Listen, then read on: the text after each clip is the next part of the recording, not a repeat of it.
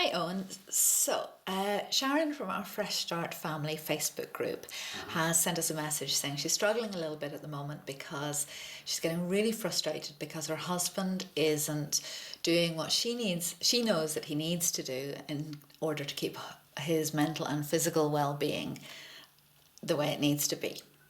Or the way she wants it to be, maybe. And he's not really looking after himself. So she's experiencing a lot of frustration with that. So I would like to ask you to give us a little bit of coaching, a little bit of teaching around how she might be able to help herself to feel a bit better in that frustrating situation. Right, okay. So basically her husband is not doing the things that he could be doing to look after himself physically. That's right, yeah. Okay, alright. So really what we're saying, to paraphrase it, is that there's a level of non-acceptance from Sharon's point of view. She doesn't accept the fact that he's not looking after himself. Yeah, she thinks she knows what he should be doing, but he's not doing it, yeah. Right, okay, yeah. Yeah, we can work with that for sure.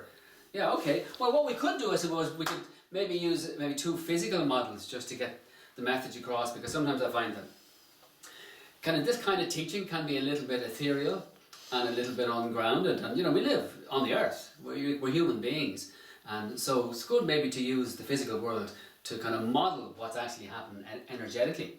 So I often use a chair. Here's the one I prepared earlier. So I have a chair here. A lot of my clients will know that I use a chair quite often just to model what's actually going on. So I want to use the chair first of all as a very simple representation of reality. That's all. So the chair is a representation of reality. And the phrase I use for that, many of you will know this, it is what it is. But it's worth repeating. It is what it is. It is a white chair. We're not disputing that. If Sharon was looking at this, she'd agree. She would say, yeah, of course, it's a white chair. I totally agree with that. I can see that. It's reality. So reality is now manifesting as a white chair. Okay? No big deal for anybody here, really. No big deal for me, for you, for Sharon, for anybody. But what we do, of course, is when reality manifests in different forms, we end up resisting it. We end up fighting with it. So the reality in this situation that's actually happening is that Sharon's husband is not looking after himself. So the chair can be a model of that. Here's reality. It's either a chair or Sharon's husband not looking after himself. That's the reality. And what do?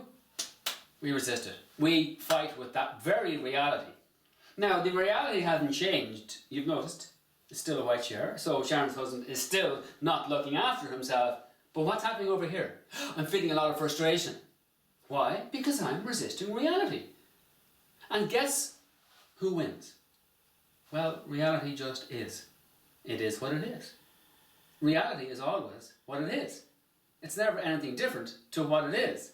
I know it sounds ridiculous and I'm repeating myself, but this is important. Reality always is what it is. Full stop. Your relationship to it determines how you are in your reality. So if my relationship to this is, that shouldn't be happening. He should be looking after himself. She should be different. It should be different. Life should be different, etc., etc., etc. I'm causing myself a reaction. In this case, I'm causing myself frustration.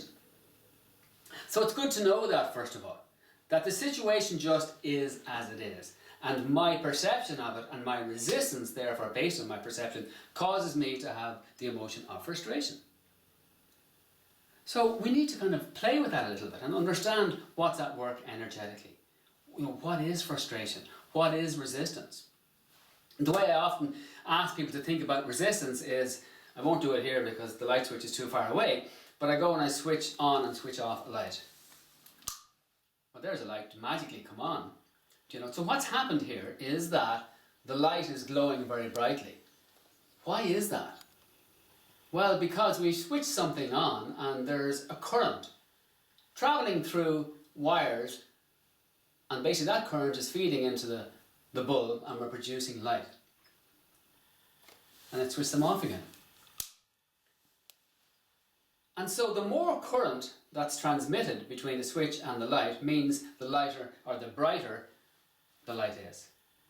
The less current, the more that the bulb dims. And so when you know that, on a physical level, we know that more current means more energy, more brightness.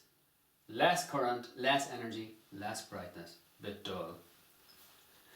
And so the conductor for that current between the switch and the light, that wire has certain properties. The main property it has is, somebody said to me once, it's cheap, isn't it? I said, okay, maybe it's cheap. Maybe they use the cheapest wire. But it's also got the least resistance. This is very important. So the lower the resistance of the wire, the more the light glows. That's what we do with dimmer switches. We turn the resistance up, what happens? The light dims and dims and dims. More resistance, less light. And we're no different, energetically, metaphysically. We know these days we're energy. So the more I'm resisting what's actually happening in life, the less energy there is in me, for me. So all my energy is invested in wanting you to be different. Hey you, change. Well, it hasn't changed, has it? And all my energy is invested in wanting that to be different, and that isn't different. I'm suggesting when we practice non-resistance and we move into acceptance, at least in practicing non-resistance, we're not wasting our energy trying to change reality. What we do then is we pull all our energy back to ourselves first. And then our light shines more brightly. What you then do with that is up to you. But what I'm saying here is that resisting reality just doesn't work. Because reality will always win that battle. Because it is what it is. So our level of acceptance starts first of all with recognizing it is what it is. Recognizing the resistance that we're applying, the force we're applying to reality, saying it shouldn't be that way, taking that force back and at least having it here. Now I'm full of energy, I'm glowing brightly. Now I can choose maybe what I want to do with that energy for me. You see, I don't know best for anybody else, believe it or not, and neither do you. But we all walk around like little mini gods, and we're so invested in knowing what's right for everybody else. He should be this, she should be that, it should be that, rather than look at ourselves and use that energy productively for our own well-being. And guess what? When you shine brightly and your energy is magnified and you're living the life you want to live, rather than focusing on how they should be, then that's quite attractive. And magically, things begin to happen. And other people begin to be more attracted to you. And suddenly the situations around you seem to be a little bit different. And they begin to change. That's what happens when you start reclaiming your own energy. So resistance can be shown in different ways. I'm not going to strip the wire back and show you the properties of that. And I'm not going to strip Jenny back either. But I'd like her to come into the room, Jenny, if you wouldn't mind. There will be no stripping. There will be no stripping. So let's use Jenny as a model of what happens. I'm not suggesting, by the way, that there aren't challenges in life. There are. But notice how invested your energy is in resisting what's actually happening. So Jenny is going to model, let's say, a man who doesn't look after his own health and well-being. Okay. Need a can of beer and a few fags. Can of beer and a few fags. Just imagine Jenny. On the football Yeah, team. can of beer, a few fags, 3 days stubble, big beer belly. Maybe not, maybe not. Don't imagine that. I don't imagine it anyhow. But okay, what actually happens is, in terms of the energy of the body, is that my body is basically, don't forget your body doesn't know the difference between a real experience and an imagined one. So your body is always mirroring what's going on in your head, always. Which is why people who are low and depressed walk around like this, and people who are bright and so on walk around like this. Your body will always show you what's going on. In this example, we're going to use a little exercise called she hands. So basically, here's a person that I think I know better about. And what I'm saying in my mind is, you should be different. And here's reality. And reality is just standing its ground. And I'm saying, you should be different.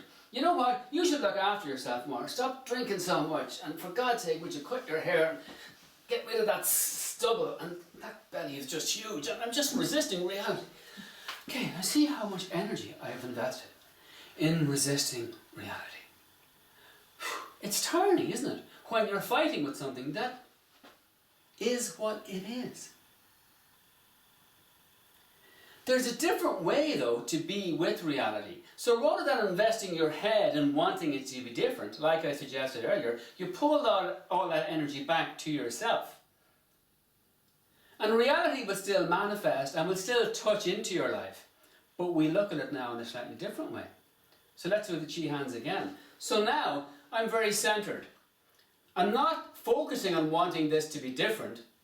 I'm here with you. I'm doing exactly what I want to do. And Jenny's going to push on me again. But this time my mind is not involved. I'm centered right down in my belly, just below your belly button. I'm centered right down. Like, I'm not resisting it. You can see that. And she can push and all that. I'm not resisting. I'm not pushing back, am I? I'm just here. If I want to, I may be able to push her over. Sorry, love. But you get the point. It's like I'm not invested in it. Yes, it's there. But I'm still here. This is what I want. Yeah, what I don't want, I'm not going to resist that. Why would I waste my energy? Reality is always manifesting in the moment as what it is. And that's what we do. We resist the moment itself. We resist exactly what's happening. Life is happening, guys. Why resist it? You will never win. It's simple, isn't it? Yeah? You think that's enough? I think it is. One question, and I'm pretty sure Sharon's going to ask this, because I was in the same situation as Sharon is 10 years ago. Okay. No, 15 years ago. Yeah. The difference between accepting something, it is what it is, he's not looking after himself, and condoning behaviour. Right. So, he's lying around, he's filling the house with smoke every day, and that's not the way I want to live in my environment. Okay. What's the difference between those two things? Because acceptance, a lot of people think acceptance is completely passive. God, no. No, it's not passive. It's not passive. But here's the difference, and I hope you can really get this one. The difference for me is that when we tell ourselves he should or she should, it's like if you kind of tune into the energy of that thought, there's a pressure on the situation to change. It's almost like I want it to change. There's a pressure on the situation to change. It's what I call top-down pressure. It's a thinking pressure. That's not very healthy and really doesn't work and causes a lot of frustration because reality isn't changing. But if you kind of tune into the sacral chakra, just below your belly button, what you desire, what you would love, and if you can express that in a different way than a resisting kind of statement, you should, that kind of thing. What do I want in this situation? What's my desire in this situation? And the trick with desire is to be able to express it very clearly, particularly if you love this person, to express it very clearly without making it about them, without saying you should. Because when we point the finger at somebody else, what do? We close up. If somebody points a finger at me, you should, I start closing up. We all do. But if somebody expresses from a place of love and desire, what I'd really love to see is, that's different. It's like an invitation. And then the trick is, once you've expressed your desire, your job is done. You haven't condoned, but you also haven't judged the other person's behaviour. You've said, this is what I would like to see happen. And then the trick is, you become non-attached to the outcome. You let it go. And sometimes when you say exactly what you want, particularly from a heart-centred place and a gut-centred place, not a head-centred place, this is what I'd love to see because I care about you. I'd love to see you taking more care of yourself. And then if you let that go and leave space, particularly if the other person is used to the resistance, is used to being judged, is used to being told you should do this and you should do this, if you suddenly stop doing all that, it's amazing what can happen. It's almost like the other person sometimes can be feeding on what we call negative attention. They get attention from you. Even if it's negative, they get attention. And suddenly, there's no attention. You've said what you desired, and here you are living your own life. And the other person is free to do as they choose. Most people in that situation will actually come looking for attention in different ways, trying to grab your attention. And you'll be able to say, well, I told you what my desire was. Do you know what? But you know, it's okay. You live your life the way you want to. I've told you what I'd love to see. It would be great to see you do this, but you know what? It's totally up to you. And you leave them with it. That can be very powerful. Number one, you're not experiencing any frustration. Actually, you feel quite good about yourself because you've said, this is exactly what I want. And then you've let go. So you're totally free. And the other person is left with the decision. That's the way I see it. Pretty cool. Pretty cool. Pretty cool. High five. Thank you. Glad we didn't miss. Thank you.